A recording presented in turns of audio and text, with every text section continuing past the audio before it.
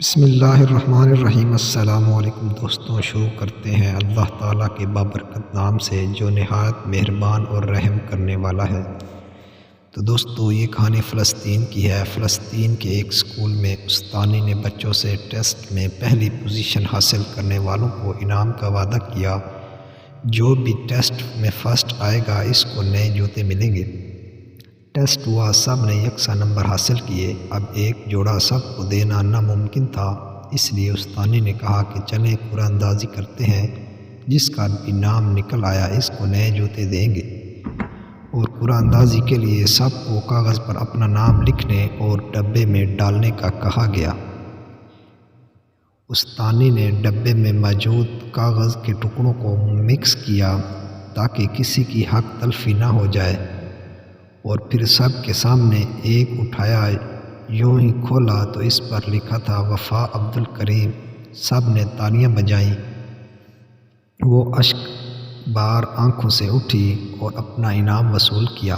کیونکہ وہ پھٹے پرانے کپڑے اور جوتوں سے تنگ آ چکی تھی، والد کا سایہ سر سے اٹھ گیا تھا اور ماں لاچار تھی، اس لیے جوتوں کا یہ انعام اس کے لیے بہت معنی رکھتی تھی۔ جب استانی گھر گئی تو روتی ہوئی یہ کہانی اپنے شوہر کو سنائی، جس پر اس نے خوشی کا اظہار کیا اور ساتھ رونے کی وجہ دریافت کی۔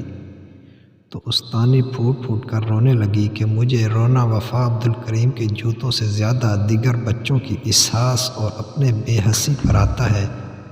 جب میں نے ڈبے میں موجود دیگر کاغذوں کے ٹکڑوں کو چیک کیا تو سب نے ایک ہی نام لکھ دیا تھا، وفا عبدالکریم۔ ان معصوم بچوں کو وفا عبدالکریم کے چہرے پر موجود لاچاری کے درد اور کرب محسوس ہوتا تھا، لیکن ہمیں نہیں۔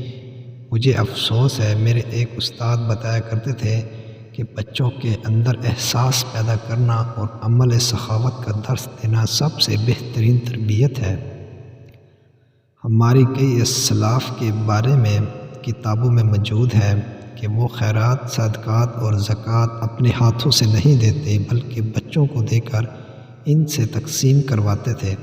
جب پوچھا گیا تو یہی وجہ بتائی گئی، ان سے بچوں کے اندر بچپن سے انفاق کی صفت اور غریبوں اور لاچاروں کا احساس پیدا ہوتا ہے۔